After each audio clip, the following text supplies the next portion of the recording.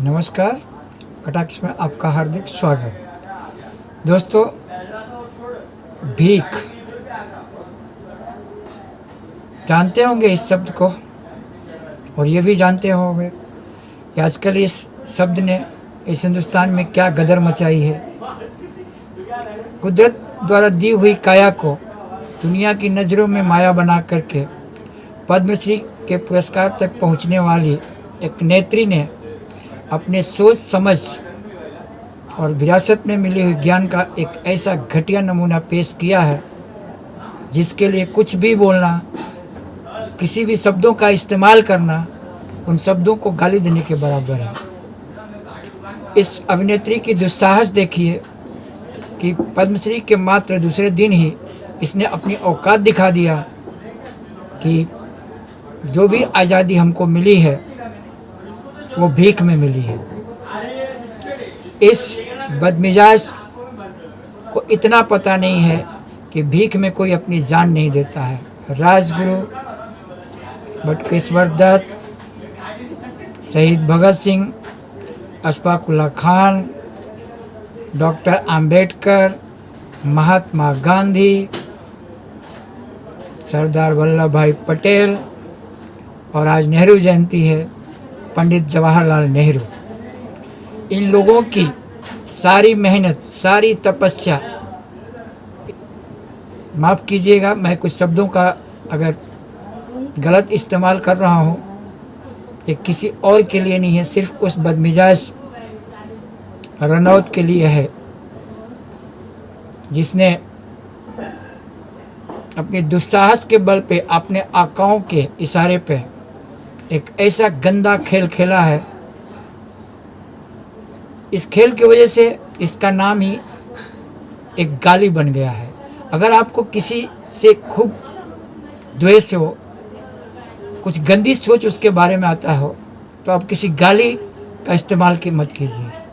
बस इस अभिनेत्री के नाम को उसके सामने ले लीजिए, आपका मन भर जाएगा। क्योंकि जिस बदमिजाज दुस्साहसी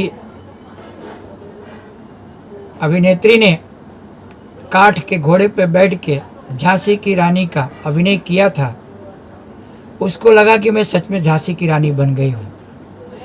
चमचागिरी की हद में पार करते हुए जेड सुरक्षा ले लेना, अपनी काया के बल पे लोगों की नज़र में छा जाना, और उसके बदले पूरे भारत के साम्राज्य को, समाज को अपनी वाणी से तहस नहस करने का दुस्साहस इस अभिनेत्री ने जो किया है, इसको हिंदुस्तान कभी माफ़ नहीं करेगा। इसने मिली हुई आज़ादी को भीख कहा है।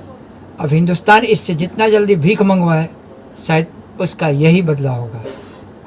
लेकिन उनका क्या करें साहब, जिन नेताओं ने चुप्पी साध ली है, राजनीति की कठपुतली को अपने आंगन में बिठाने के लिए इन्होंने अपने मुंह पे ताला लगा लिया है। आज कोई दूसरा होता और इनके खिलाफ एक शब्द भी बोला होता है तो उस पर न जाने कितनी धाराएं, कितने पोस्टर चस्पा हो गए होते, और गोदी मीडिया उसके पीछे हाथ धो के पड़ गई होती, सोशल मीडिया पट गई होती उस इंसान के पीछे। पर ये तो कंगना रनौत है। वो गाना सुने हैं ना आप? मैंने पूछा यार से कि देखा है कहीं मेरे यार सा हंसी। सॉरी, मैं तो कुछ यार की बात कर गया। पूछने वाले ने तो चांद से पूछा था कि मैंने पूछा चांद से कि देखा है कहीं मेरे यार का हंसी। तो इसकी, इस बदमिजाज अभिनेत्री की हाँ में हाँ मिलाने वाले इसके अंदर चांद की चांदनी देख रहे हैं, लेकिन भूल गए कि इस चांदनी में दाग नहीं है, पूरी की पूरी ये बदनुमा दाग है।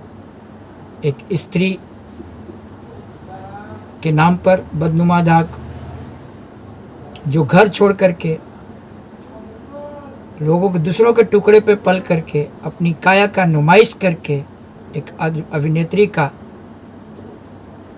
तमगा हासिल करना और देश को मिली हुई आज़ादी के बारे में बोलना, ये दो अलग बातें हैं। लोगों का ध्यान पेट्रोल, किसान आंदोलन, इन सब से हटाने के लिए जो साजिश के रूप में इस अभिनेत्री को इस्तेमाल किया जा रहा है, इसको कोई जाने न जाने भारत की जनता जानती है। हाल ही में कुछ एक स्थानों पर मिले तमाचे के बल पे सत्ता पक्ष ने पेट्रोल का दाम 5 रुपया कम कर दिया।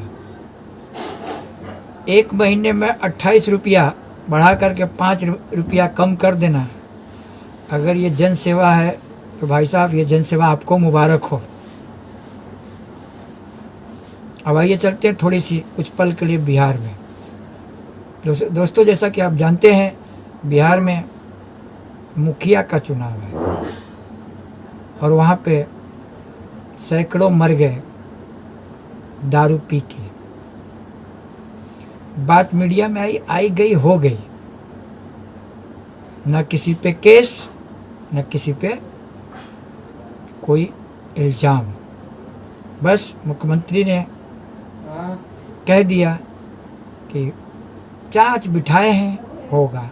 अरे सर, सर से लेके पैर तक आपका सिस्टम भ्रष्टाचार की गंगोत्री में डुबकी लगा रहा है। वहाँ पे किससे जांच करेंगे और क्या रिपोर्ट देंगे आप? बस इतना आप मनाइए कि बिहारी लोग इस घटना को भी भूल जाएं।